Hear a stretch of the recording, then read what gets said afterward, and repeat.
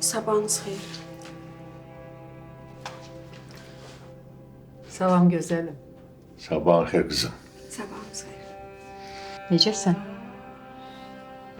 Yaxşıyam şükür. Necə yatmısan? Əslində yaxşı yatmamışam. Niyə? Biraz yuxu rejimim pozulub. Keçib gedər. Torul oyanmayıb hələ? Yox, oyanıb. Əl-üzü yuyur.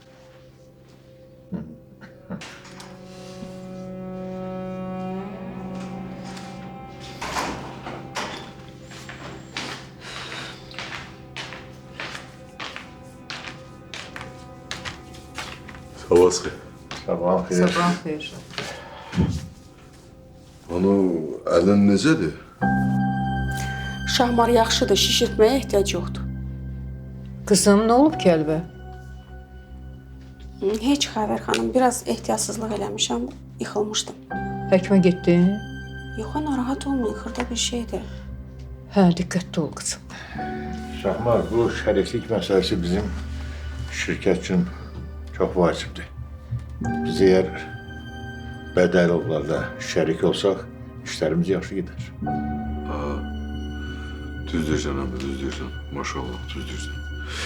Sadəcə mənim üçün maraqlıdır ki, bu bəs Toğrul bir köhnə nişanlısından bir yerdə nətər işləyəcək hər gün. Köhnə nişanlısı? Qızım, köhnə nişanlısı zad deyil. Sadəcə dostlar və salam. Dost və yaxud da ki nişanlısı.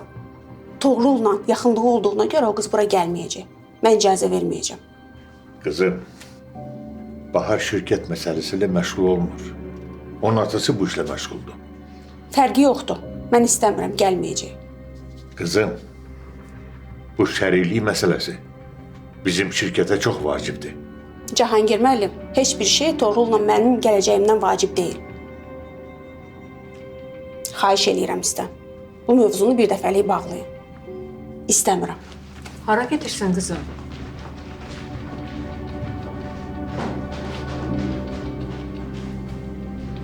Mən nə bilim, peşin.